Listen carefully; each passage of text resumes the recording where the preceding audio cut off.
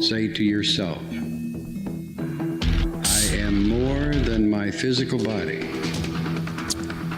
Because I am more than physical matter, I can perceive that which is greater than the physical world. I deeply desire to expand, to experience, to know, to understand, to control, to use such greater energies and energy systems as may be beneficial and constructive to me and to those who follow me. I deeply desire the help and cooperation, the assistance, the understanding of those individuals whose wisdom, development, and experience are equal to or greater than my own. I ask their guidance and protection from any influence or any source that might provide me with less than my stated desires. Do not know all the answers to the questions about reality.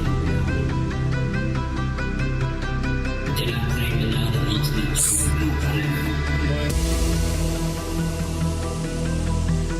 I seek that which has been made hidden.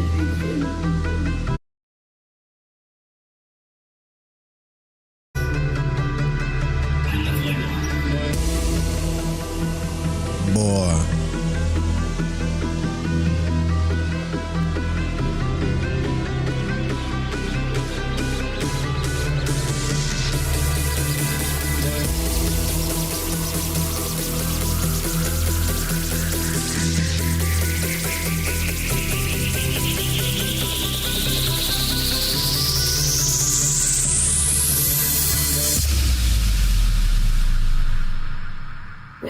Welcome to Lighting the Void.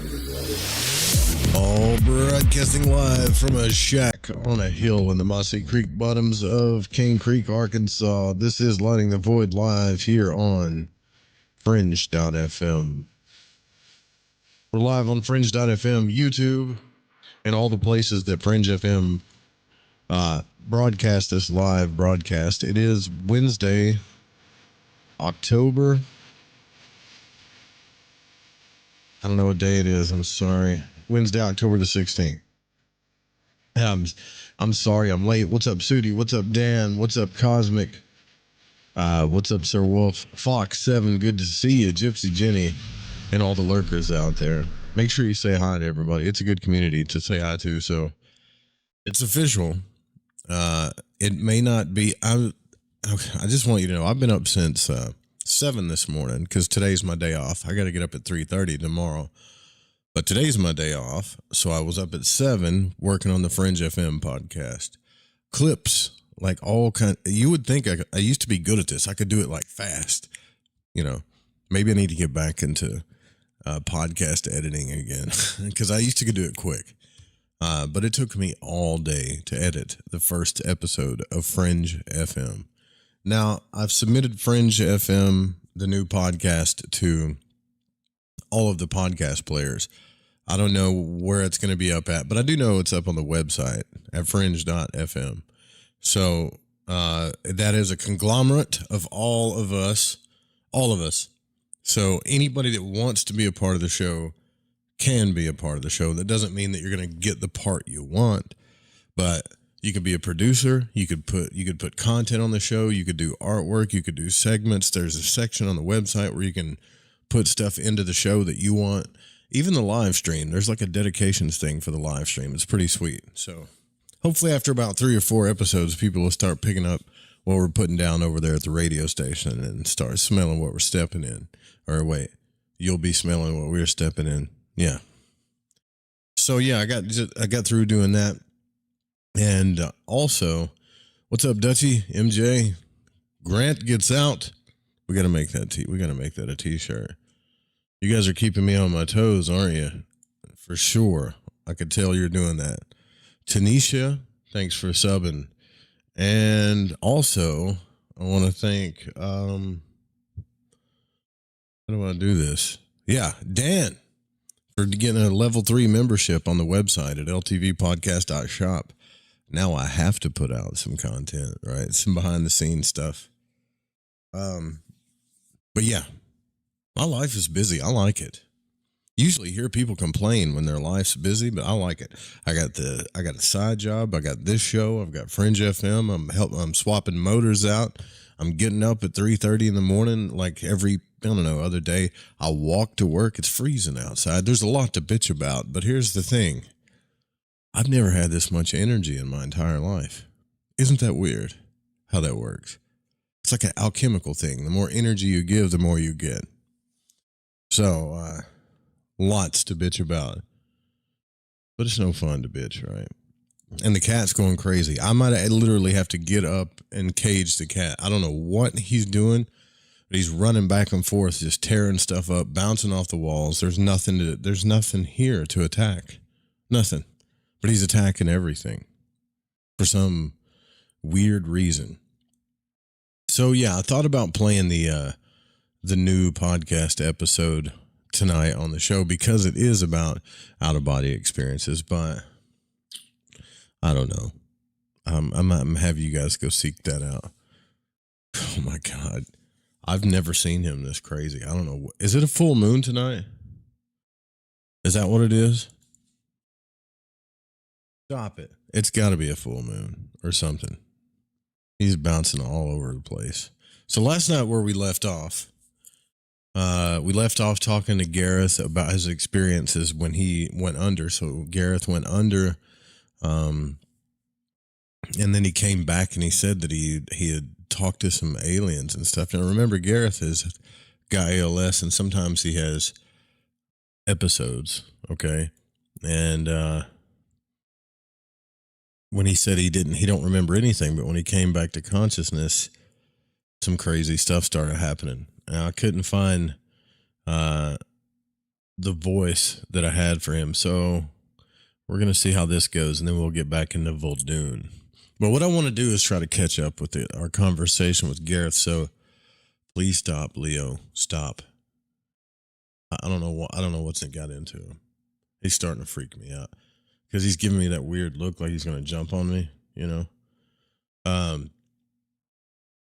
live, right? So let's let Gareth talk about this, or talk about his experience when he came back with the gray aliens, right? Where is it? Where's Gareth? There he is. Righty. Let's see. See what happens. It was crazy. It was as if I was in an in-between state. So it wasn't a dream state. There was clarity. The area was black with these beings who were your typical gray. There were 3 of them.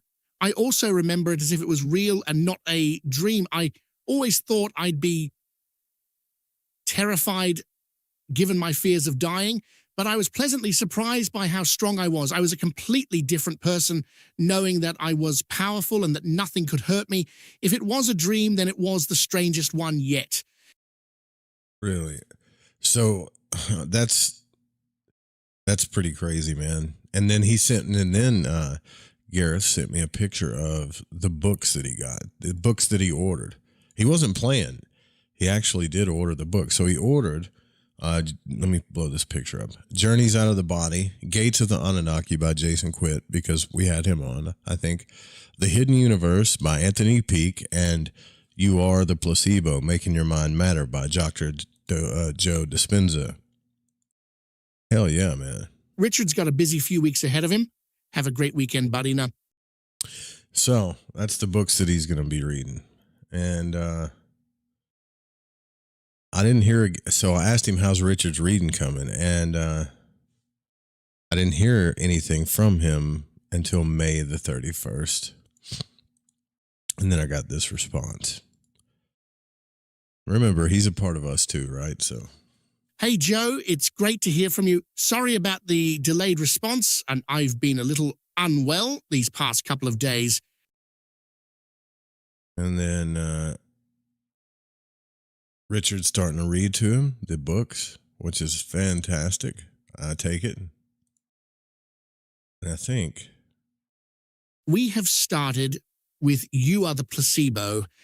Richard has a great reading voice, and you may want to get him onto your show.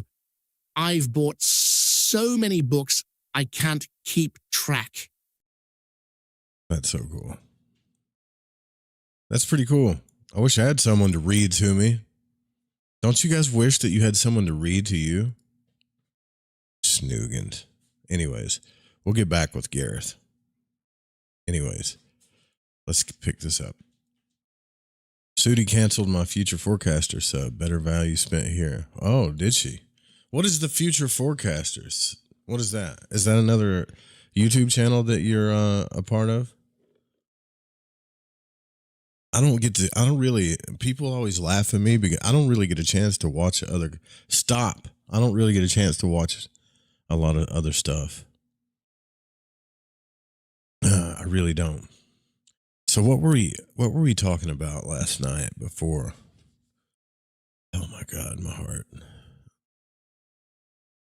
So we were talking about how you could project out of your body with the passive will, right? With Vuldoon. Now you guys got to remember when I'm going through this too.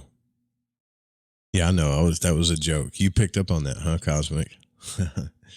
So you guys have to remember, back in the 1920s, Vuldoon was talking about this. So there's William Atkinson, I think is his name, or is William Walker Atkinson? Did I get that right?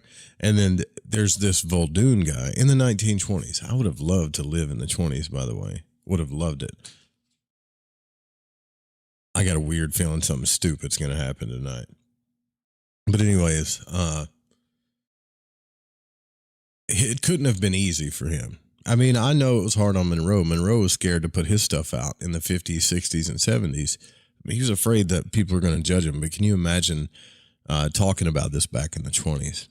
So this guy's getting super detailed about all these methods that he picked up on in the 1920s. So he says, if the projected phantom, remember when he says phantom too, I know I keep saying the same things, but just remember when he says phantom, he's talking about the etheric double. So if the projected phantom were unconscious, the seer would say that the spirit he saw walked right past him. And this is where we kind of left off. A lot of times when people say they see haunted things, sometimes they're just unconscious astral travelers. You might, if you think about that, you might have haunted somebody. You might have haunted somebody. They might have thought you was a ghost. Because you were astral traveling, you probably weren't even conscious that you were doing it. Somebody might have picked up what you were putting down out there and said, oh, there's a ghost, and it was really you. There's a really good chance that's happened. So there are many ways of accounting for haunted house phenomenon. Further, if the projected phantom were unconscious, why might not it be influenced by the thoughts of those residing in the house and do the things which these individuals conceived it doing? So what he's talking about there is how we all influence each other in these realms. So might not telepathy exercise a control over the phantom's mind? I think it's highly probable. For example, I was dreaming of being in my friend's room when she saw me there.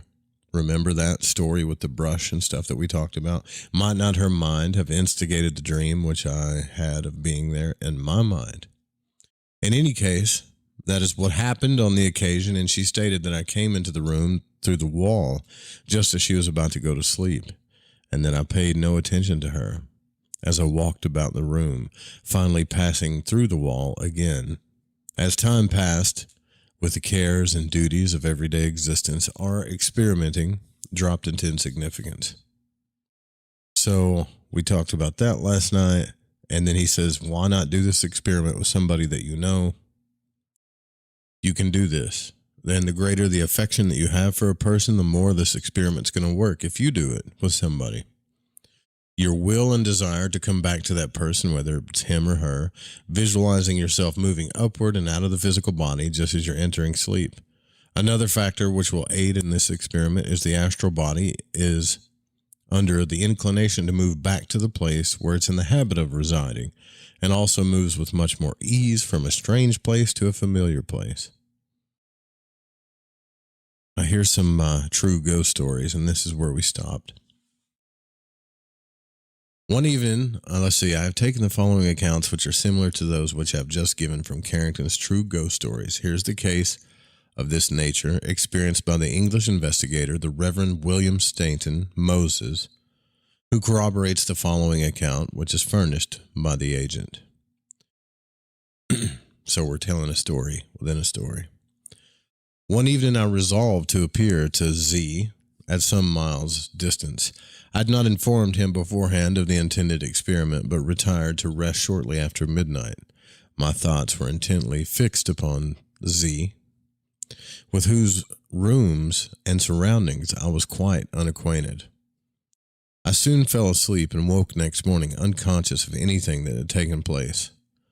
On seeing Z a few days later, I inquired, "Did anything happen at your room on Saturday night?" Joe, I found a book by C.W. Leadbeater called The Astral Plane, its scenery and inhabitants. And we got to get into that. And it was published in 1895. I wanted to read that one and the one by Vera Stanley Alder, too. Let's do it. So, did anything happen at your place on Saturday night? Yes, Z replied.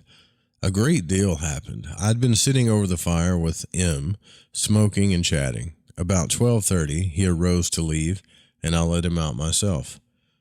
I turned to the fire to finish my pipe when I saw you sitting in the chair just vacated by him.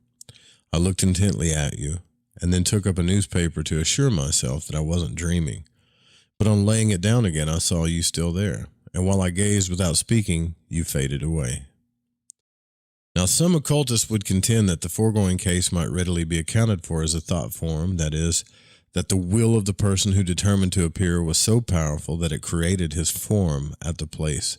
But as for me, I have undergone too many of these experiences, while conscious, ever to accept the thought form theory, although I admit it's a possibility. Just why experimenters should try to discard one seeming miracle by substituting another is beyond me. I think I read this too. Let's talk about the next case. So in the case which follows, the initials only are used, but the writer of the account was known to the officers of the SPR, who vouched for the general trustworthiness of the writer. I wish I had some background noise for this, right? On a certain Sunday evening in November 1881, man, that was a long time ago, having been reading of the great power which the human will is capable of exercising, I determined with the whole force of my being that I would be present in spirit in the front bedroom of the second floor of a house situated at 22 Hogarth Road, Kingston, in which room slept two young ladies of my acquaintance, namely Miss LSV and Miss ECV, aged respectively 25 and 11 years. 25 and 11. Okay. I was living at the time at 23 Kildare Gardens, a distance of about 3 miles from Hogarth Road, and I had not mentioned in any way my intention of trying this experiment to either of the above ladies, for the simple reason that it was only on retiring to rest upon this Sunday night that I made up my mind to do so. The time at which I determined to be there was 1 o'clock in the morning, and I had a strong intention of making my presence perceptible. On the following Thursday, I went to the ladies in question, and in the course of my conversation, without any allusion to the subject on my part, the elder one told me that on the previous Sunday night she had been much terrified by perceiving me standing by her bedside. Well, that's what I was thinking. Why are you doing it? You're going to freak them out if you succeed in this. And that she screamed when the apparition advanced towards her and awoke her little sister, who also saw me. Does this guy think this is a good thing to do? You know? I mean, I'm going to go check. I'm going to go.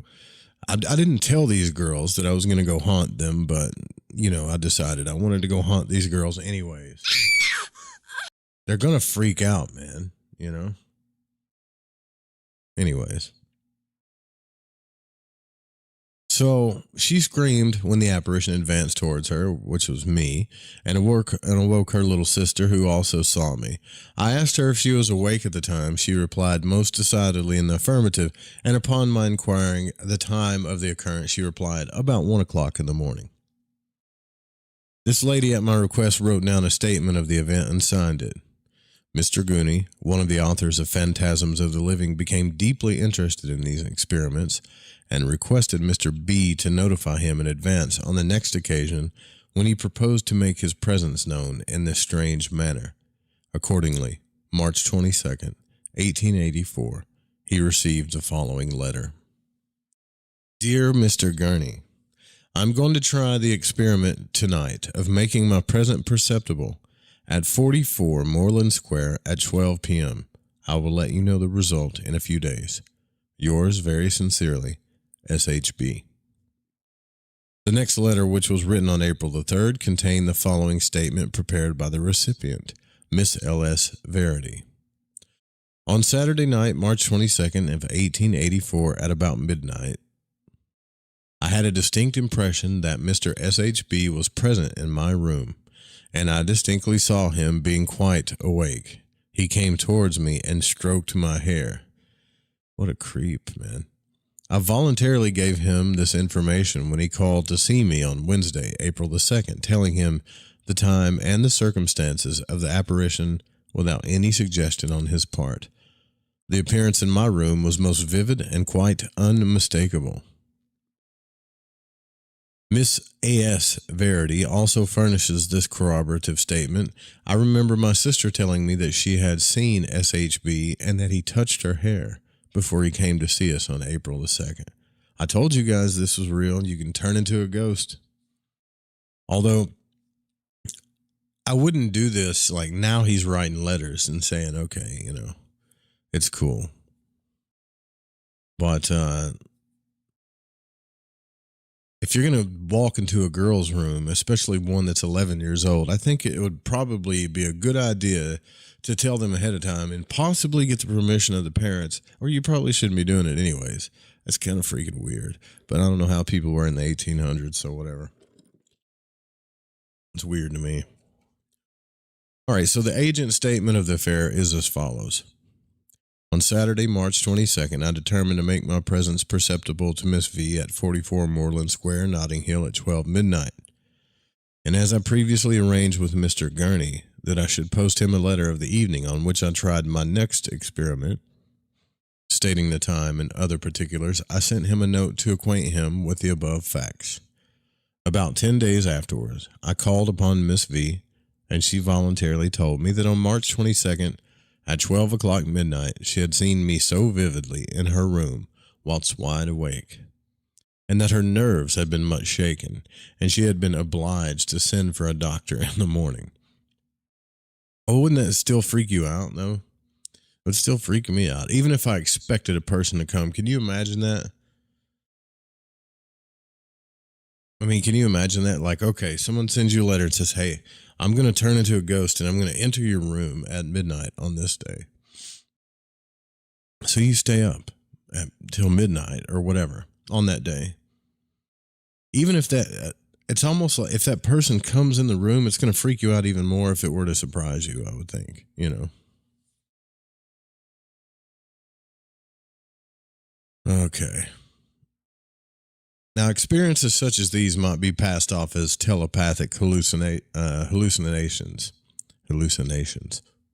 But to my way of thinking, each example given is a typical unconscious projection of the astral body. You know how long it takes the astral body to speed to a distant place and come back again into the zone of quietude while the subject sleeps? Just about 1/10,000th of the time which it takes you to think about it. So when a projected phantom is conscious at some place at a distance, how is such an event to be explained? By the telepathic hallucination theory or by the astral body theory? The foregoing are all typical examples of the method I have just given, the passive will method of projection of the astral body. Dutchy D says, Dion Fortune talks about very similar things in Psychic Self-Defense that was written in 1930. Yeah, I know. I read Psychic Self-Defense on air, and that was fun. It was 10 hours of book reading, but it was worth it. That's a good book.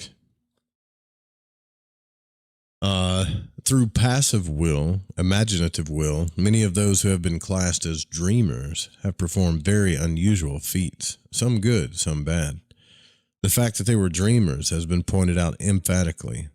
The reason they have been enabled to accomplish the very unusual is because they have allowed their passive wills to work upon the very thing which they wish to accomplish, even though they did so unconsciously, and their passive wills subjected them to an extreme stress, which when it did burst forth, produced extreme results. So, if you wish to guard yourself from doing evil, you must not only govern your active thoughts, but your passive thoughts, and especially your imaginative will. And if you wish to accomplish the unusual, you must not only use your active will, but your imaginative will. That is how to develop this extreme stress in the mind, by desiring to project to a certain place or person, by awakening in the dead of the night and using your passive will upon the desire, and then going to sleep again with a desire dominating the mind in this extreme manner. I've got a question, though. Well, let me finish this and I'll ask the question. If you could keep this up nightly for a period of several months, you would soon find that your subconscious mind needed no other stress than the desire to project in order to cause you to do so. That's how you could consistently do it and get, and you would be enabled to project merely just by reducing your heartbeat.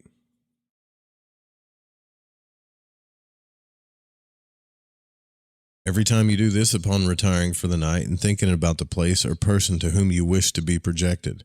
I've done this many times, merely giving myself one single suggestion to project to a certain place on going to bed. And during the night, I would find myself projected to that particular place. So I got a question. What about people that are like stalkers or something? Like people that you don't want. I mean, I don't know if you guys have ever had anybody obsessed with you. I'm sure you have at one time in your life. If you're in your 30s or 40s, you probably had somebody that just was obsessed with you. Maybe we all have at one time in our life. So imagine that person figuring this out. Like I'm not saying this is real, but even if it is, like, I don't want to keep going to somebody's house in the astral realm that I'm not welcome, but I can almost tell you and assure you that if you can get away with that, people are doing it. I know they are. And that's what creeps me out. It's hard enough getting privacy in the physical world. So if a person gets obsessed about you enough, they could just come visit you whenever. And if you don't know what you're doing, or you don't know how to defend yourself psychically, or whatever you want to call it, energetically, and I'm not trying to get into that whole world to freak people out. It's not even about that, trying to scare you. It's like, I guess it's just creeping me out. I don't want someone coming to my freaking house every night. And this guy is saying, Vuldoon is saying, look, hey man, if you sit here and obsess about that night after night, you can actually get to where you can astral project consistently just by using the passive will doing this stuff. Imagine like you're out on a date with your new person or whatever, and your ex just keeps showing up at night like a haunted maniac, like some kind of weird character. I don't even want to think about it. It's freaking me out. Sudi says, I like to think good people like us have a natural block up against that. I hope so. Let's see if he says anything about being able to block it. So when you use the passive will method that I just have taught you, you realize, of course, that it is not the conscious will which moves the astral body out of the physical, but the unconscious will. The reason that the passive subconscious will is such a powerful factor is because it wills to the extreme, setting up an extreme stress in the unconscious mind. Then the subconscious or unconscious mind works within itself to bring about the projection. You make a good point, Sudi. Moreover, if someone was that obsessed, they're more likely to just physically stalk you. Yeah, but what if they don't live in the same area as you? You know, a long time ago, I used to do this show and people would be like, hey, I astrally projected to your house and I saw your... One girl did this one time. She's like, I saw your couch and you had this quilt on it and it was all rainbow color and she was nailing stuff and it freaked me out, man. You know, I didn't tell her at the time, but I should have. Neither is the controlling intelligence the ordinary subconscious mind, which does not reason, but is a department of the unconscious mind which does reason, analyze, and direct. Some identify it with the superconscious mind. At least the controlling intelligence is thought to be the superconscious mind in this case. This department of the unconscious mind has a will of its own, just as the conscious mind has a will of its own. And because this division of the unconscious mind has all the qualities of the conscious mind and has a will of its own, like the conscious, I shall call it, here is he going to give it a good name, I shall call it the crypto-conscious mind. And it is this will, which for the sake of reducing the explanations to its simplest terms, we have spoken of as the subconscious will. So far, it has not been necessary to point out any of the various departments of the mind, and I have referred in general to the subconscious mind and the subconscious will. But now, in order to explain more fully several interesting aspects of this phenomena, it becomes necessary for us to understand this distinction. Remember, then, that the intelligence controlling an astral body projection is called, now it's called, the crypto-conscious mind. And once you begin your study and practice of the art, the crypto-conscious mind is apt to take all matters into its own hands. For example, plan out a projection seemingly for no reason at all, and use its own will independent of any other mind that you have. Thus, the subject suddenly discovers that he is the victim of a projection, and that the inner intelligence is controlling him instead of his controlling the inner intelligence. That's exactly what I was worried about. Dan says, yeah, if I knew how to do this at 14, I'd be haunting the Playboy Mansion. That's my point exactly. You don't think people will do it, but they will. You know. Just create a servitor. Joe, if it bothers you, just create a little servitor to act as a shack astral bouncer. Then you'll never have to think about it again. No, I mean, it's not that I don't know how to protect myself or any of that stuff. It's just, how do I explain this? I guess I don't want to live in a world where people would actually do that. That's what creeps me out. I don't have to live in a world where I have to protect myself astrally all the time and stupid stuff like that because people are creeps. Like, just be nice. Just be cool. I'll tell you what, though. I'll let you know if something happens. For sure. An astral, I can make it like a, what do you call it? A Dalton, like in Bouncer or something, you know. When such an automatic projection occurs, one can do little to prevent it. See, now he's talking about you. So here's what he's saying now, right? Is this just your way of telling us all not to visit you astrally? Sudi knows me very well, right? Like, don't come over here, all right? That's what I'm saying. If you want to, ask, and then we can do something. Just don't just do it upon your own thing, you know?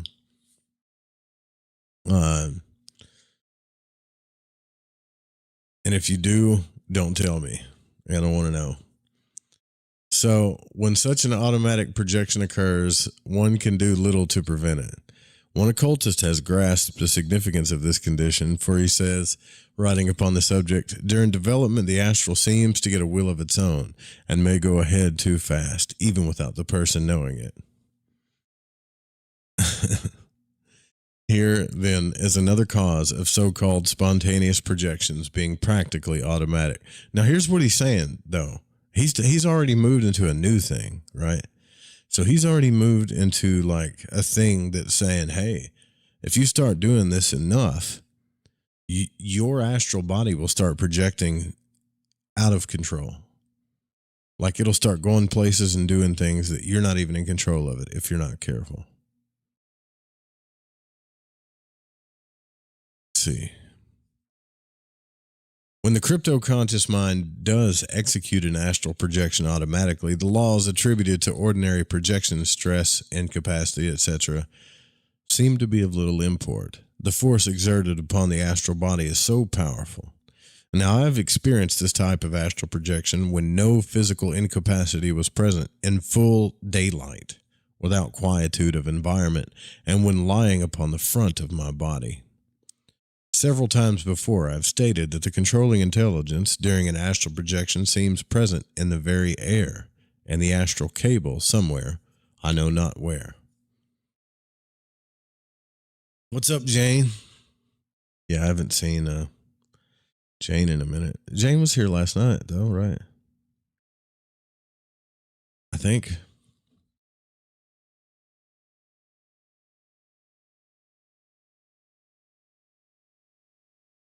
See account of this first experience given. Although one may remain conscious, he often has no control over the intelligence which moves him out at its will. Can you imagine that? Like you started getting so good at this that you just started astrally projecting all over the place and you couldn't control it. And people would be like, "Hey, did you come into my house last night? Yeah, I was thinking about you for a second. Yeah, I saw you there." And you just start popping out of body like more than you can control. That's nuts. He said he did it, though. He said he experienced this. The crypto-conscious mind is the intelligence which elevates the astral body, throws it under and frees it from the spell of catalepsy, turns the body in the air, moves it outward, places it in a standing position, and performs various maneuvers such as these. The crypto-conscious mind can execute an endless number of the most dexterous and amazingly clever capers with the astral body, controlling it as a hypnotist might control his subject. Yet the curious part is that one can be conscious all the time he is under the influence of the crypto-conscious will.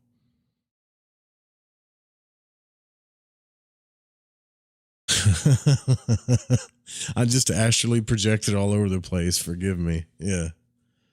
The crypto-conscious mind operates upon and directs a powerful, subtle force in order to do this. This force, this motive power, which the intelligence directs, is the factor of which we know the least, and it is without a doubt inherent in all of us.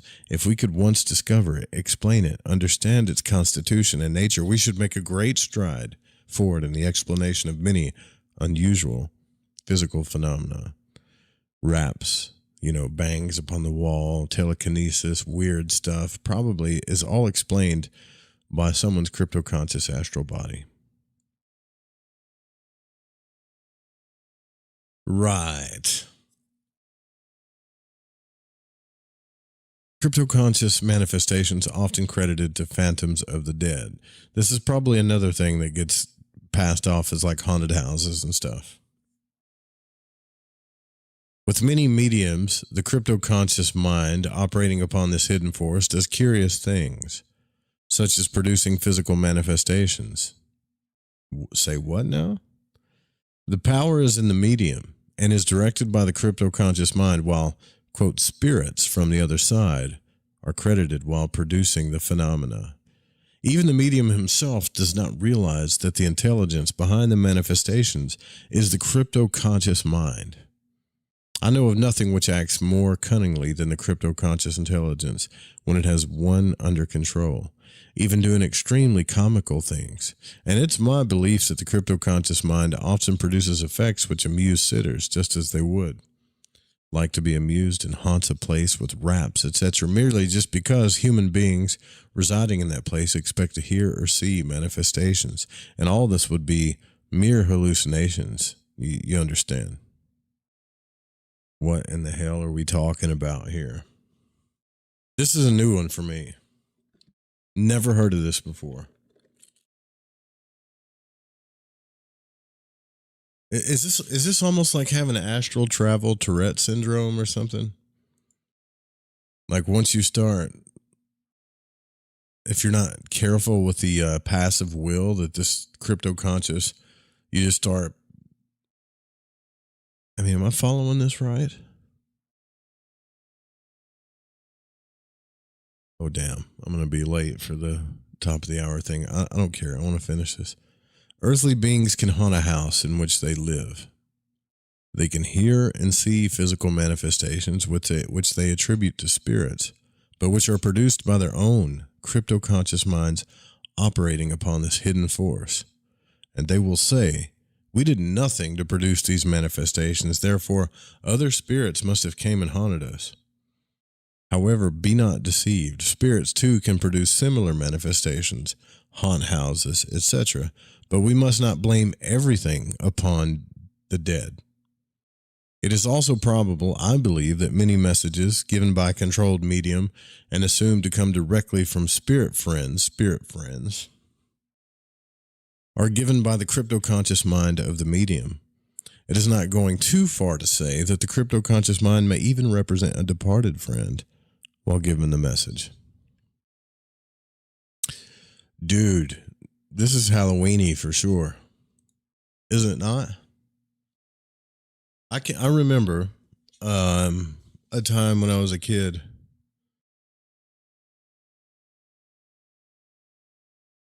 that it used to freak me out because I would dream about, like, or at least I thought I was dreaming, that I was moving around my grandmother's house and she had these Jello molds on the wall. And I remember like looking at the Jello molds and just staring at them, and then they would start to shake. And I do remember when I was a kid one time that my cousin said, "Man, did you hear some stuff rattling down the stairs?" See, that makes me wonder if like that was me doing that stuff. Because when I was a kid, I would sit in my bed and just lay and stare at the ceiling at night and freak myself out. So if I'm thinking about that kind of stuff, then I could have like had a crypto conscious mind thing when I was a kid or something, you know. Started haunting my grandmother's house by accident, not even knowing it, you know. All right, it's top of the hour for the Fringe FM. We got to pay the bills, the licensing to play what we want. High vibrations, far out frequencies. One of the new projects that we have for Fringe FM podcast is that the first levels of support that we get, we're turning these sumbitches off.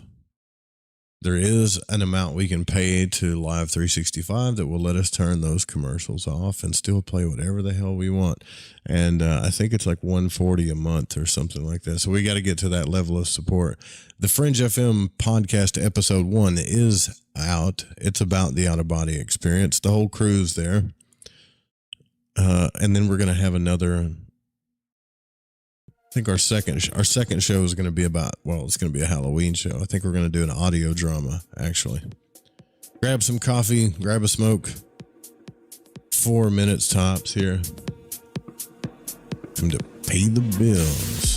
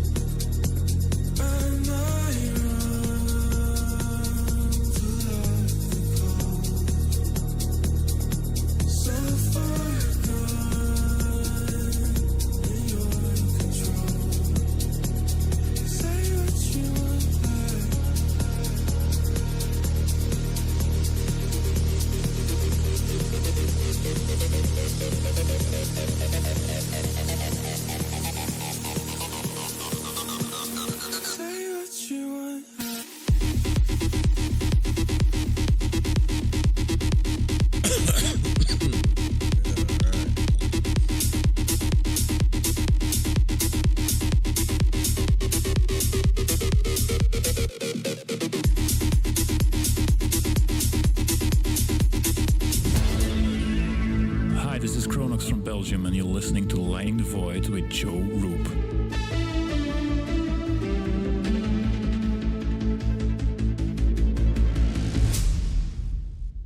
This is Malorcas 45, band of the Fridge FM, challenging everyone to open their mind's eye. Listen to Lighting the Void with Joe Roop to gain precision for your third eye vision. So, you love talk radio? Then you'll love TalkStreamLive.com. TalkStream Live is always on, 24/7, with the best streaming talk shows. Find your favorite talkers and discover some new ones. It's free, readily available online or on mobile with any smartphone or tablet. Finding your favorite talk shows all in one place has gotten a whole lot easier. Just go to TalkStreamLive.com. Be sure to download the free apps from Google Play or the iTunes App Store. Have you ever wondered, what do the stars say for me? Or, will the next month or the next year be more favorable? How about, are our two signs compatible? Each month, at the new moon, you can ask these questions live with me, your astrologer psychic, Mary DeCina, along with host of Lighting the Void, Joe Root. Join us at the new moon for Cosmic Conditions. We look forward to working with your energies. Every new moon at 7 p.m. Pacific, 10 p.m. Eastern, right here on Fringe FM. And we're live here outside the Perez family home, just waiting for the... And there they go, almost on time this morning. Mom is coming out the front door strong with a double-arm kid carry. Looks like Dad has the bags. Daughter is bringing up the rear. Oh, but the diaper bag wasn't closed. Diapers and toys are everywhere. Ooh, but Mom has just nailed the perfect car seat buckle for the toddler. And now the eldest daughter, who looks to be about 9 or 10, has secured herself in the booster seat. Dad zips the bag closed, and they're off. But looks like Mom doesn't realize her coffee cup is still on the roof of the car. And there it goes. Oh, that's a shame. That mug was a fam favorite. Don't sweat the small stuff. Just nail the big stuff. Like making sure your kids are buckled correctly in the right seat for their age and size. Learn more at nhtsa.gov/the right seat. Visit nhtsa.gov/the right seat. Brought to you by NHTSA and the Ad Council.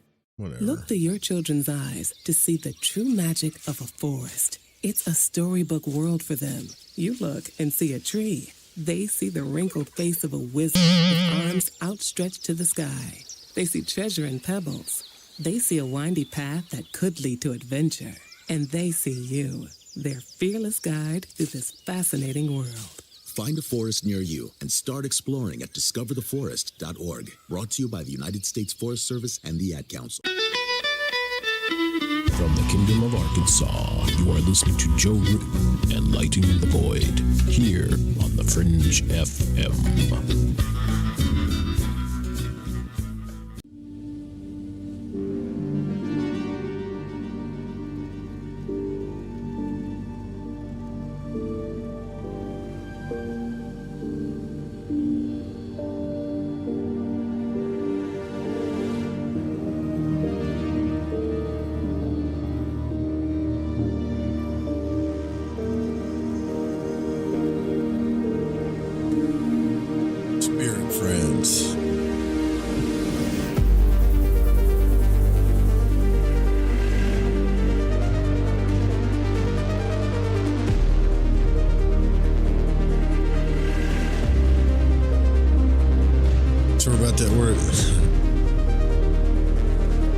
We're talking about spirit friends visiting you, spirit friends visiting you in the astral realm.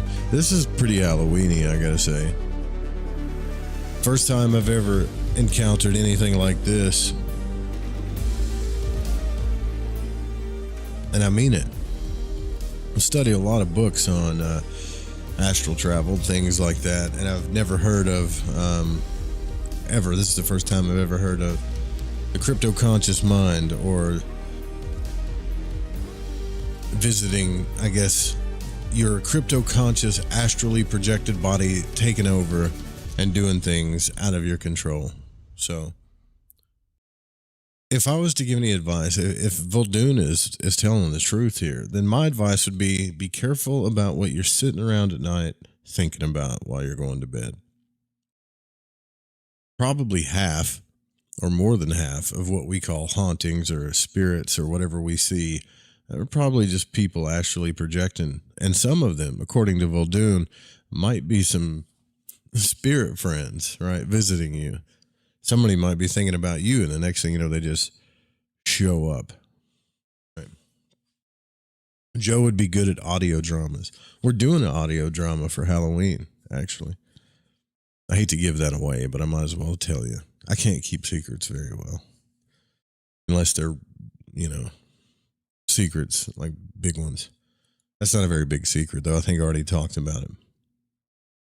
All right, so most advanced occultists agree that many psychic phenomena are produced by the inner intelligence of the medium, operating on some vital force, while many are governed by spirits. And this hidden intelligence, which acts so cleverly, is the crypto-conscious mind. This is a whole new thing, man. We got a man who has seen it. You can leave me alone. You're going to make me laugh, and I'm not going to be able to concentrate. I've seen it all and felt it all. Yes, I have. At least I think I have. So that could be my new motto. I could get a new voice drop. He's seen it all. He's felt it all. He's Joe Roop, the GOAT. So, and this hidden intelligence, which acts so cleverly, is the crypto-conscious mind. We all have one, apparently, according to Vuldoon. It is the controlling intelligence behind the astral body, operating upon some subtle force and maneuvering the body at will. In fact, this clever maneuvering of the astral body is one of the most striking, yes, astonishing impressions which one has on first experiencing a completely conscious astral projection. I would not say that it is the first astonishing perception, but it is the second. Well, what's the first? Because this is trippy enough. The first almost staggering realization is that of being alive, as you've always known yourself outside your physical body. The realization of it, when consciously projected, when looking upon one's lifeless physical shell, is almost too amazing to be accepted as true, and throws one into an almost ecstatic state. And after recovering from this first staggering realization, the second visual miracle is the dexterous controlling intelligence in operation. Shut up, Sudi. I laugh a lot more than you think. Just not about this. This is serious stuff, man. We're talking about freaky people coming and visiting you in the night without asking permission. The crypto-conscious mind begins its see what you did? The crypto-conscious mind begins its consideration of this stress, this problem, and by a process of reasoning decides that the way to eliminate or ease the stress, which is in the common subconscious mind, is to project the astral body and let it work off this stress. This is probably, if you understand what he's saying, this is probably one of the creepiest things I've ever read in my life. It may be that the crypto-conscious mind does things at night while we are asleep because it knows that we will not do so during the day, when we can consciously interfere, so to speak. It's like your subconscious is taken over. Not only has it taken over, it projects its astral body and just starts doing whatever the hell it wants to do, regardless if you are in control of it or not. So when we try to consciously interfere, the crypto-conscious mind realizes that the conscious mind is bound or prevented in many instances from working off these stresses, and therefore causes them to be eased while we are unconscious. And at any rate, the crypto-conscious mind takes control, directs the subtle force, and causes the projection. I can't help but think about some of the crazy dreams I've had. Woke up in the middle of the night. So what if you have a really big desire to take a piss, right? Like you're in your 40s and 50s. You can't sleep a whole night without having to get up and pee. And are you saying that every single night?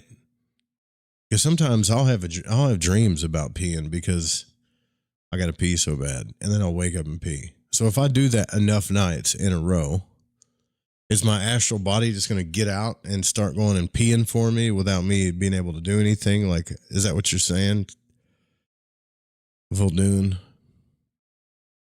Okay. So when the astral body is in the act of projecting, the subject can sometimes, here's a list. 1, be unconscious. When this is the condition, the cryptoconscious will govern the entire movement of the astral body, shooting it hither and thither. Hither and thither? Hither and thither about the astral plane, causing it to work off habits or appease desires, etc. Number 2, be conscious, and by his conscious will influence the control of the outward or inward movement. But he can never influence the controlling intelligence to change the route of the exteriorization or the interiorization of the phantom. That is one activity which remains invariably stable, the route which the phantom travels. For example, one can suggest uprising when conscious and lying in the air, and the controlling intelligence will respond to the suggestion and move the body further upward. Or, when one is being uprighted into a standing position, he can suggest that he remain horizontal, and he will do so. So, one sometimes has control over the cryptoconscious mind, even within chord activity range. In fact, this holds true most of the time. But there are other occasions when one may be conscious and yet be absolutely unable to influence the cryptoconscious mind by conscious suggestion. This is when the cryptoconscious mind has taken on a very determined will of its own. When this is the case, the best thing to do is to let it work as it chooses. Just let it go. Is that what he's saying? He'll finish when he's done. Just let him go. So you may have a whole other personality that, like, your cryptoconscious astrally projecting all over the place, and you can't control it. And Vuldoon says, just let him go. He'll stop when he's done. When this is the case, the best thing to do is to let it work as it chooses. For, as a matter of fact, one can do nothing to hinder it anyhow. So there's nothing you could do. What the When the cryptoconscious mind frames up a projection itself independent of any other mind, an almost automatic projection, one may be conscious but completely under the will of your cryptoconscious up to the end of chord activity range, and even at times beyond this point. Now, however, as a rule, when one does reach the end of chord activity, he is usually given his power of choice and can do as he pleases. Yet the inner power can intervene at any time, as you will see, for we shall now consider how the mind works beyond chord activity range. I don't like this at all. I don't like this. Let him go off. I don't like this. I don't like not being in control of myself, especially my astral self. I don't want it going out and doing as it pleases.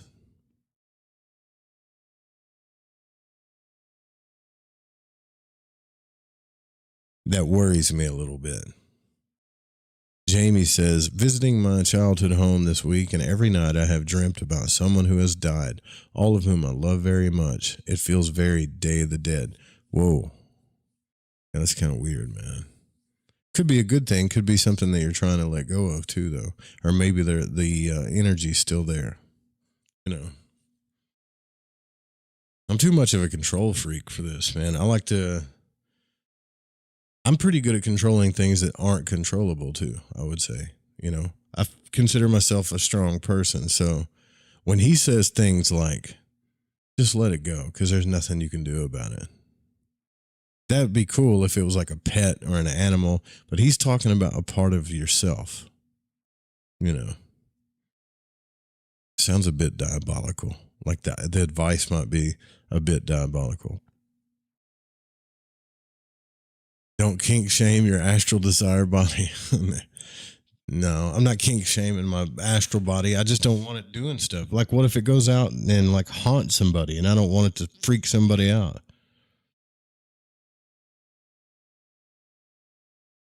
I've probably if he's right, all of us have probably done this anyways. So Presuming now that one is conscious and outside the range of court activity, in other words, that he is normally conscious in the astral, his body is fully under the control of his conscious mind, and he can walk about as he has always done in the flesh. So this, you will recall, is the normal traveling speed. Now he wishes to move to his neighbor's house, but he makes no effort to do so. But instantly he begins to move forward, apparently everything coming towards him, through him, passing him. He is conscious. He realizes what he is doing, but he is not using his own motive power. This is the intermediate traveling speed and is analogous to the condition within court activity range where one can suggest to the controlling intelligence and it will respond. This makes a lot of sense to some of the stuff that happened to Robert Monroe, though. Because, like, when you get to the second or third book, like, things start happening that he doesn't really know what the hell's going on. So as he goes on in his books, you'll realize that he's starting to surrender to the higher self, or what he calls the higher self. But things start like happening that even in the first book that he's like, I don't know what the hell's going on or why it's happening, or things that he's doing that he doesn't feel like he's in control of. And if he knew this, I wonder if Robert Monroe read this book. I think about this a lot too. Because if he did, then he wouldn't know how to deal with it, probably. So, for example, now he wishes to be at a friend's home 10 miles away, and instantly he finds himself there. This is the supernormal traveling speed and is always unconscious. At his friend's home, he can walk about normally or move about at the intermediate speed, at will. And I cite this merely to show you how our inner minds can intercept each other at any time during the projection of the astral body. This is true also of spirits living on the astral plane. An experience I once had illustrates this. I might also say that the following experience is one of the most unusual experiences I ever had. All right, let's hear it.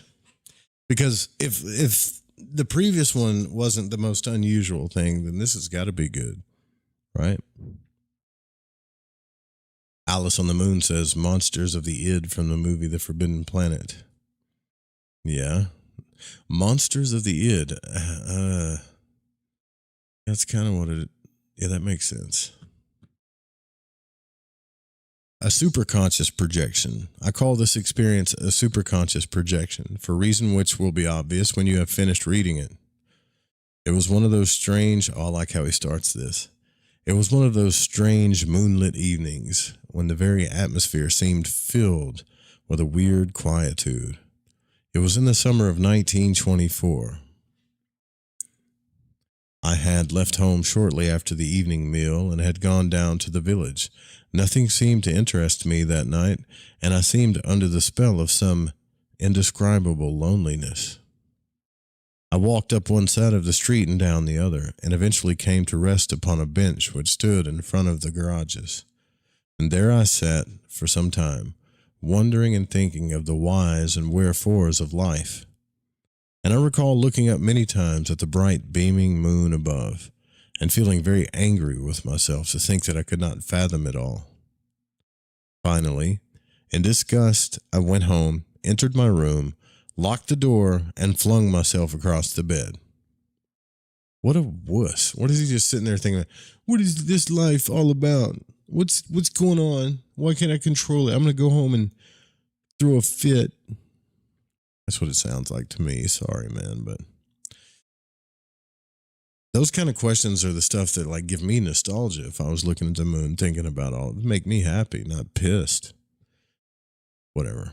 I had lain there but a short time on his bed that he flung himself on like a little brat.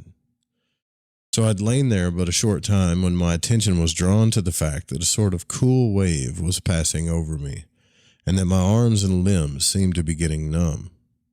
And now this feeling often precedes an unintentional projection, and does the cool wave and numbness, a sort of crypto-conscious induced, what does he say? As does number 2, the cool wave and numbness.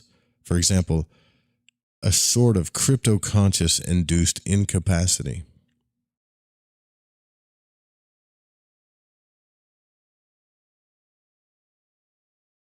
I reached down and pinched my hip, but I couldn't feel anything. Next, I did the same with my arm, but it too seemed insensible. Now, I am sure that a needle could have been pushed into my flesh and that I wouldn't have felt it at the time. In a few minutes, I was unable to move. My motive power had now left me, and I lay conscious for several minutes in this condition. It was undeniably a very unpleasant condition. I was conscious, but I was unable to see, hear, feel, or move. I felt as though consciousness alone existed within me. However, it was not such an unusual experience for me, and knowing what was about to happen, I remained calm in my mind, ready for another conscious excursion in my astral body. Monroe was melding hither and thither. Yeah, he was. In the beginning, he was, yeah.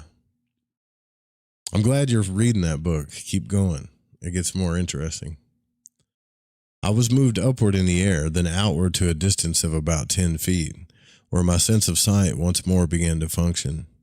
As is often the case, everything at first seemed blurred about me, as though the room were filled with steam or white clouds, half transparent, as though one were looking through an imperfect window pane, seeing blurry objects through it.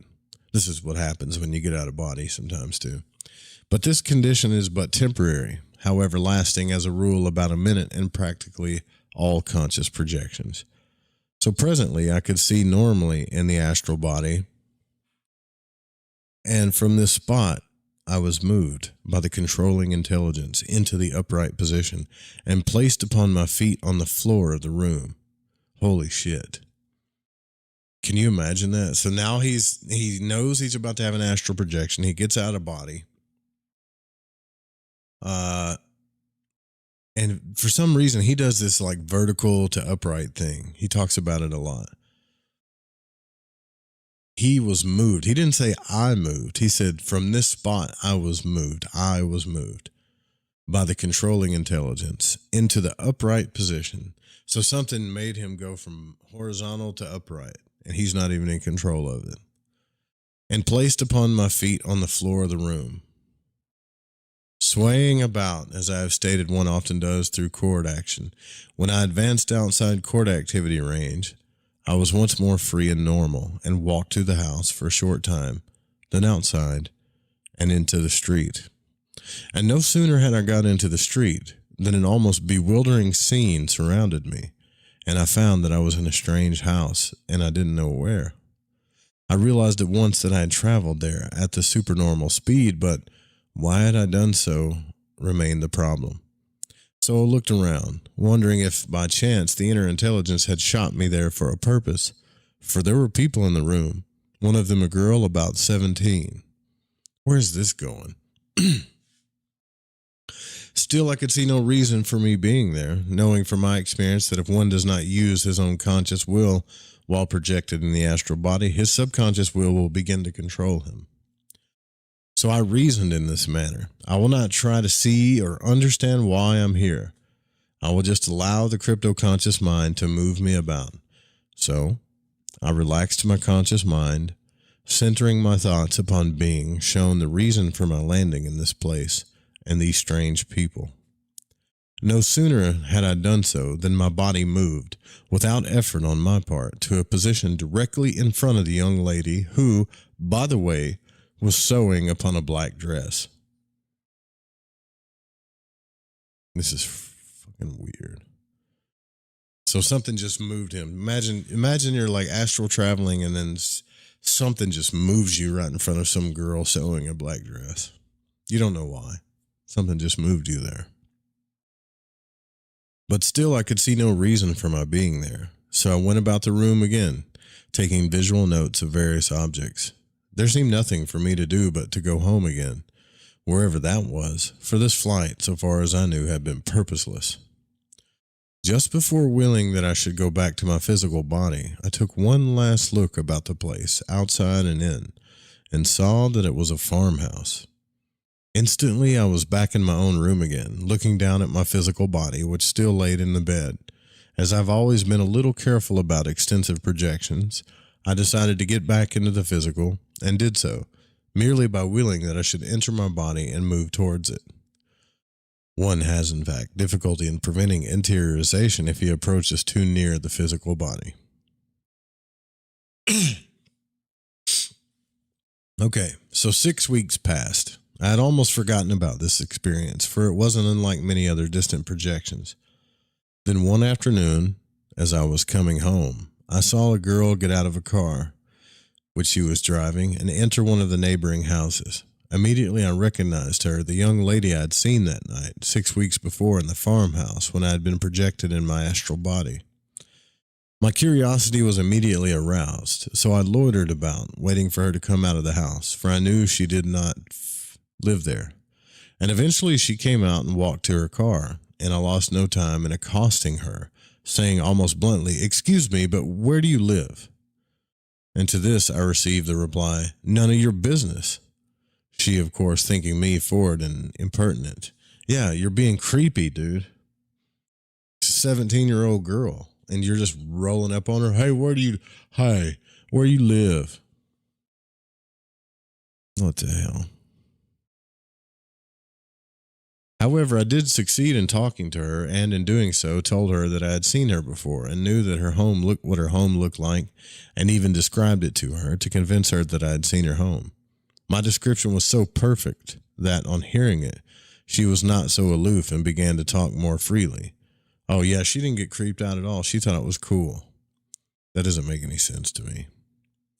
Wondering who had told me all this, and then she asked how I knew these things when I did not know where she lived. One thing led to another, and I began to like her.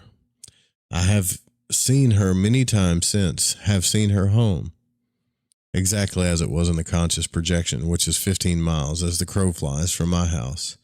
I've even convinced her that astral projection is possible, for she has since seen me projected into her room. She is at the present time, in fact, a very close friend of mine, and is the young lady with whom I have since tried so many experiments. Is anybody wondering how old Sylvan Vuldoon is right now? I mean, I know it's the 1920s and all, but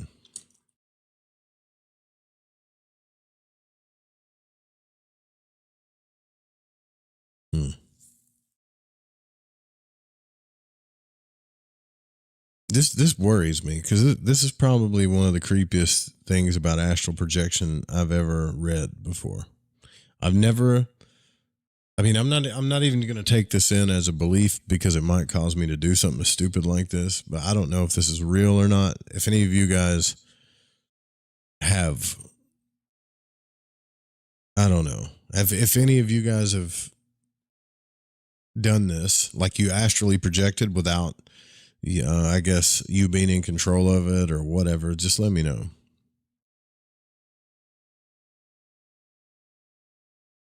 He was talking about 1880s, then now 40 years later, or am I confused?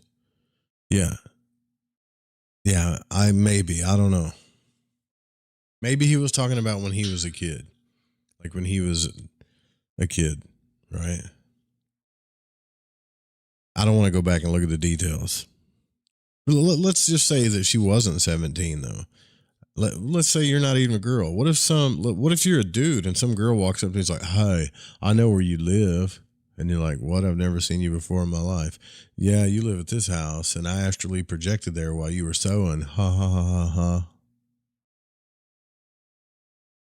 By the way, I think my crypto conscious likes you.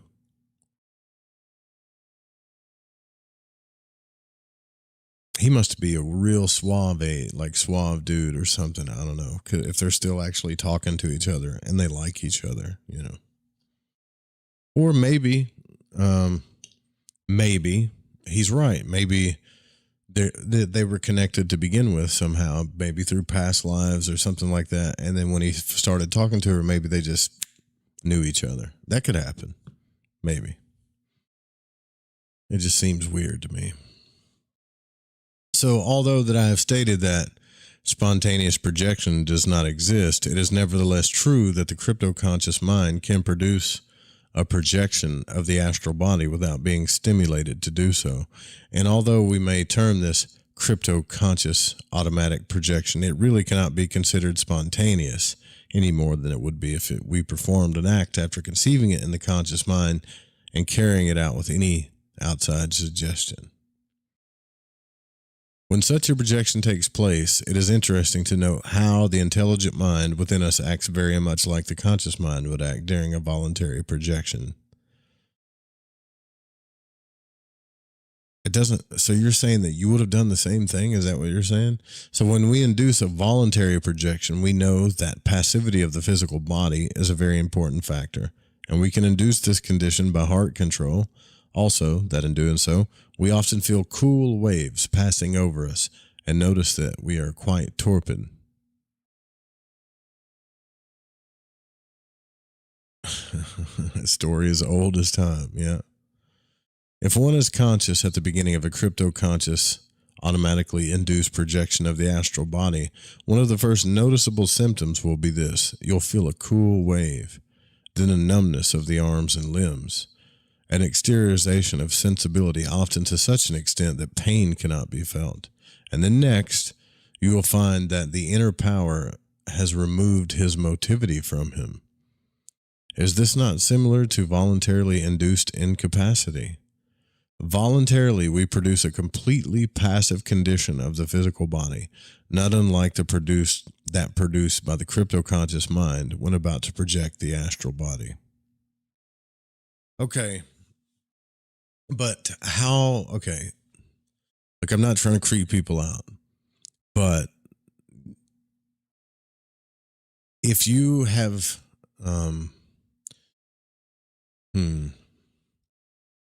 maybe I shouldn't say this because this is I have to because I'm thinking it. Like if I don't, I'm going to go crazy. So if you have an astral projection that you're not in control of in any kind of way, so you feel a cool wave come over you, and you know that you're about to be controlled by your crypto-conscious mind, how far away from that is like doing something jacked up and then saying, well, the voices in my head made me do it? And we all have a consciousness and a subconscious, but it's like we all have stupid, dark thoughts, things we shouldn't think, all kinds of things. But those some bitches aren't controlling the show. They're not doing things. We make choices. I'm going to have to study on this some more. This is fascinating to me, but it's creeping me out too. So regardless of all that I have said concerning the mental functions during the process of astral projection, nothing which I have said is invariably true, for as a matter of fact, the departments of the mind all influence each other, more or less, and work both independently of each other and in collaboration with each other.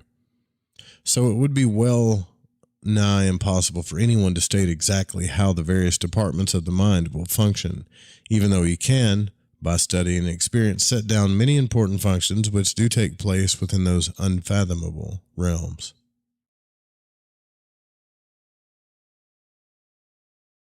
I do trust myself. I don't trust this sumbitch and any sumbitch like him. I trust myself. That's not the point. You trust me to drive you home if you was a blind drunk? Yeah, I don't take advantage of people or anything like that. Why? Why? I don't understand why you would in the first place.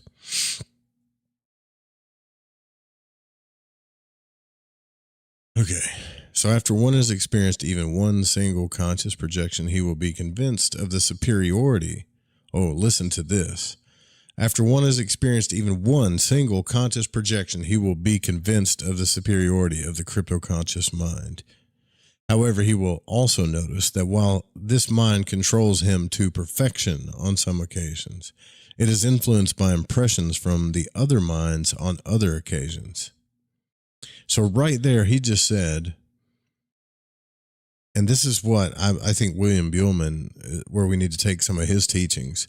Right there, Vuldoon just said that eventually he became convinced of the superiority of the crypto-conscious mind. The thing that controlled his consciousness. And for me, to me, like, I'm fascinated with psychology, especially dark psychology. I don't know why. I have some kind of morbid fascination with it. But to me, like, this guy that's almost as close as saying, I am convinced of the superiority of the voice in my head, you know. To me, that is. It's probably not the same thing. I'm probably being overly dramatic here, but he says, let me explain more fully. The crypto-conscious mind can produce a crypto-conscious automatic projection of the astral body, and the subject may be unconscious. The controlling power doing with the body whatever it wishes, independent of any outside impression. The crypto-conscious mind can work upon a stress, and he puts that in quotations, from the common subconscious mind. It can project the body and be influenced by the common subconscious mind's impressions. This is very common. Number 3, the crypto-conscious mind can take a suggestion directly from the conscious mind and then produce a projection of the astral body. And this is not so common, but can be done at times, especially by using the passive conscious will. Number 4, the crypto-conscious mind can have the body under control, the subject being conscious, and take suggestions from the conscious mind or ignore the suggestions from the conscious mind. Number 5, the crypto-conscious mind can have the body under control while the subject is conscious and take suggestions from the common subconscious mind, such as a stress of a habit or something. But if the crypto-conscious mind refuses to take suggestions from the subject's conscious mind, but pays attention to the suggestions coming from the common subconscious mind, the subject will be compelled to enact a habit or appease a desire, of which there is a, quote, stress, even while conscious. Now, when we see haunting phantoms are often in this condition.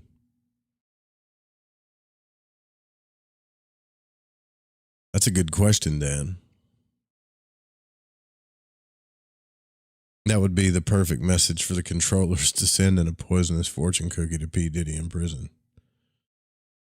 Yeah, if you're not controlling it, then it's controlling you. Until you make the subconscious conscious, it will direct your life and you will call it fate. That's exactly what Carl Jung said. Yep. That's a quote from Carl Jung himself. So Dan Beard says, does a psychopath remain a psychopath out of body, or does the astral influence higher morals?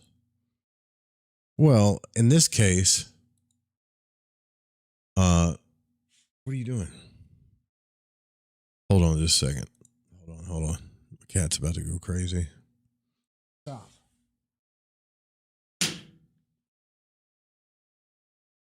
Lay down.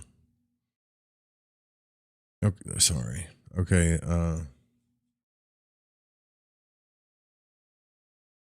so does a psychopath remain a psychopath out of body, or does the astral influence higher morals? Well, that's a good question.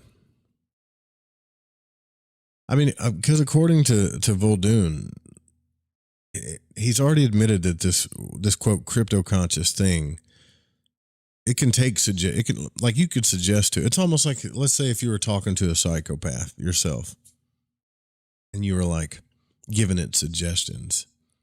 Now, it might take your suggestions and it might not, but it's going to do what it wants to do. And when it decides to appease a desire, whether you like it or not, you just have to go along for the ride. That does sound psychotic to me. Matter of fact, the more I think about it, just because this is astral doesn't give them a pass, in my opinion. So we think about all kinds of stuff subconsciously. I want you to really think about this. Think about all of the dark desires that you have, and don't deny that you have them, because you're human. Sometimes I'll be standing in line or I'll be in the road and I'll get rage. Sometimes I just do. Or sometimes I might have some crazy thought, like I wish I could punch that dude in the face, or I can't stand that guy, or whatever. Just stupid thoughts, stupid stuff that you're not going to consciously act upon because it's wrong and you don't want to hurt people. You're just, it's some kind of animalistic frustration that you have that you've always had control over. From the moment you were a teenager on up, you learned to control all this stupid stuff.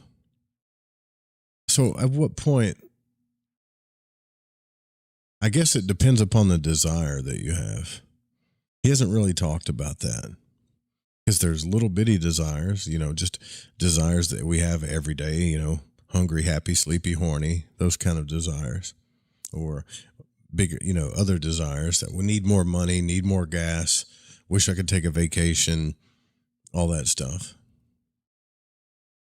How come he hasn't talked about the level of desire? Because we just started talking about it's kind of funny because we just started talking about the Tower card, how we have deeper, more purposeful desires. And sometimes all of our smaller desires that we have will get in our way. And it'll almost energetically vamp our purpose desires if we're not careful. But he hasn't not once talked about, well, what type of desire? Is it just any desire? The crypto-conscious mind can have the body under control while the subject is conscious and take suggestions from the common subconscious mind, such as a stress of habit.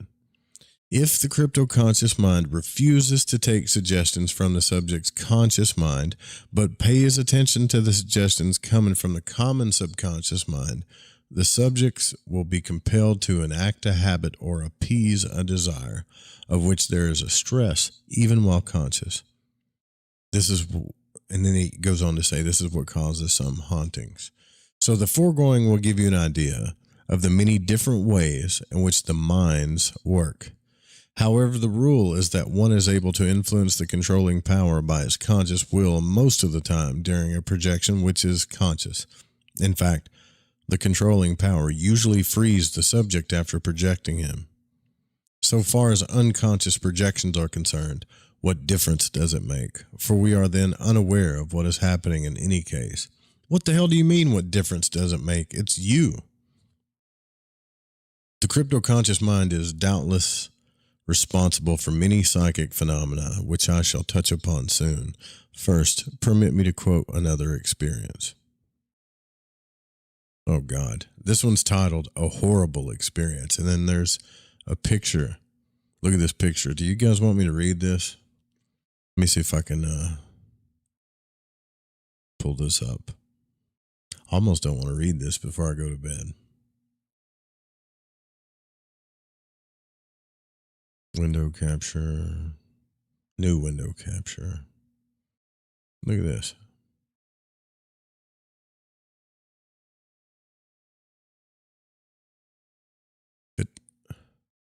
This is titled A Horrible. This is the picture he has before a title that's called A Horrible Experience. And Cosmic's like, read it. Please do. Yeah.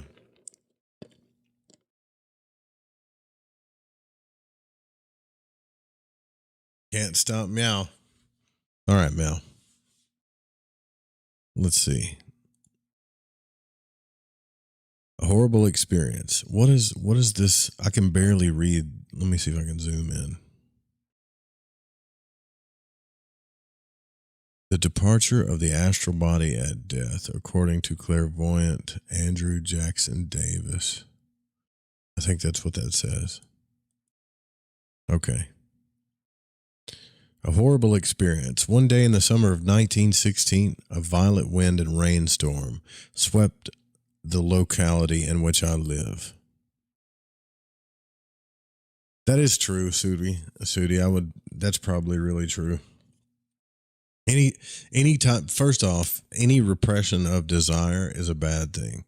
I know that sounds bad me saying that, but repressing your desires is only going to cause tower moments to begin with. And I'm not talking about every single stinking desire, but you know what I mean.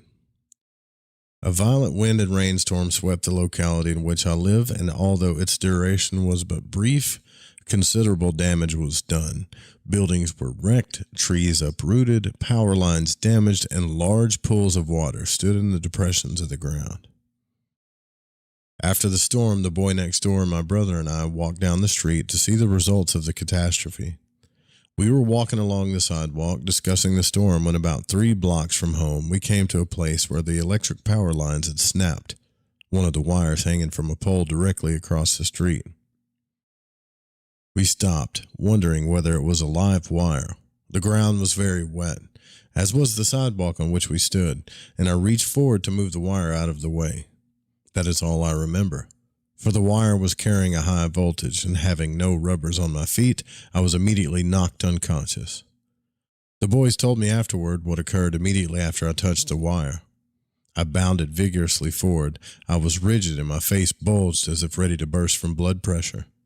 The jump was so violent that I landed almost 10 feet from the sidewalk in the mud and water of the street, the wire clinging to me, or I to the wire, as I did so.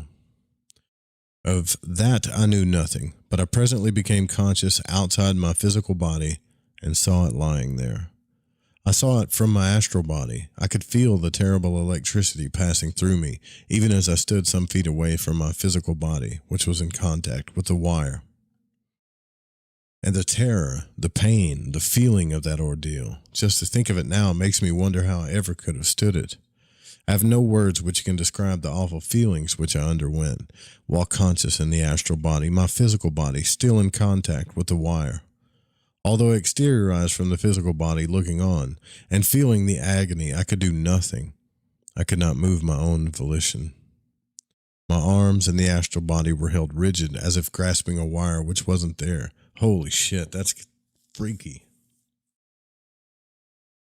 Just as my arms and the physical body were grasping a wire which was there, and I could not move my arms from that position. My astral body, wherein I was conscious, although upright, was in exactly the same position as my physical body, which was horizontal. One limb of each body was drawn up. Each body was curled up slightly in the middle. Both hands of each body were holding similar poses, as if the astral too were clinging to a wire. Amid this agony, I could see the boy standing beside me, frightened, dumb, but afraid to touch me, my physical body, lest they too became victims. In vain I shrieked to them to run for help, but they could neither see me in the astral body nor hear my pleas. Again and again I kept screaming, "Tell them to shut off the current! Tell them to shut off the current!" But my cries fell upon deaf ears, and the 2 boys stood there afraid to move. Suddenly they seemed to gain their senses and began to shriek and jump about frantically, and I could see them pacing back and forth, yelling with all their might for help. According to them, I too had screamed out when I first touched the wire and hit the ground after being thrown there. But I have no recollection of having done so, and must have been shrieking while unconscious. After landing upon the ground, they say I raised myself up 2 different times and fell back again. Then they thought me dead.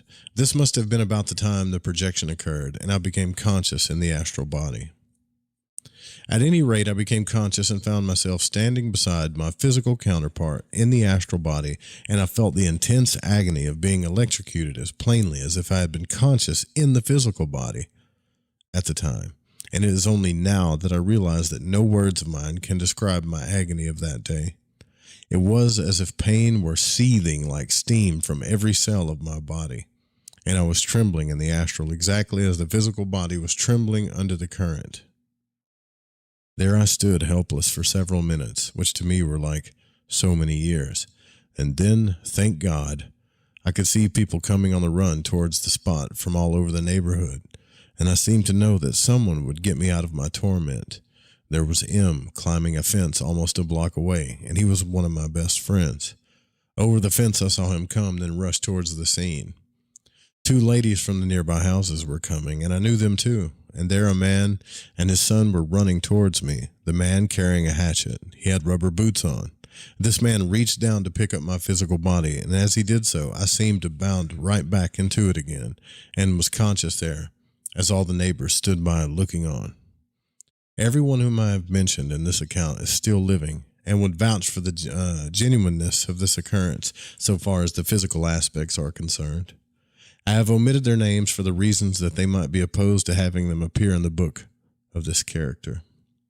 All were astonished at the fact that I came back to life, as they said, and the examining physician who was called was likewise baffled, considering the length of time I had been upon the wire and the current that it was carrying.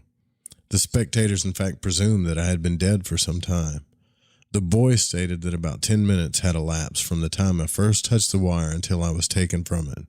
As I was conscious for at least 5 minutes, I must have been unconscious for about 5 minutes before awakening in the astral body. And then the next title is Why Victims of Violent Death Reenact Their Death in Their Astral Bodies. How about we don't read that one before we go to bed tonight? What do you say? Damn. Can you imagine being shocked for that freaking long, though? I mean, I can barely handle being shocked for just a few seconds. So even while he was unconscious and in his astral body, he said his astral body was holding the wire like his physical body was, right? And he was still locked into it, like he could feel the pain in his astral body.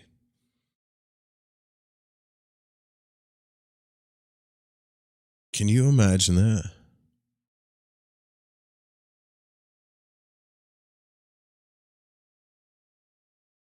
How could he have survived that?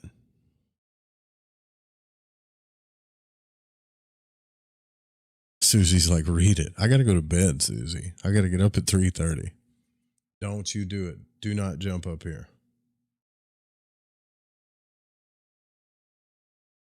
Savor my energy. I got a long, cold walk to work in the morning. And I don't want to read that before I go to bed. At least not tonight, but I will tomorrow night.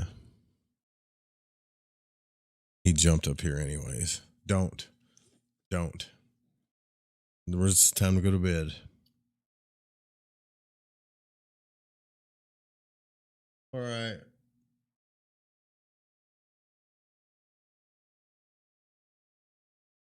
I'm just going to, don't get on the keyboard. I'm just going to play something and then we'll go. Love you guys. Make sure you check out the new Fringe FM. Come on, dude. The new Fringe FM podcast. Okay. Tell me what you think about it. Subscribe, like, support Lighting the Void. I love you guys.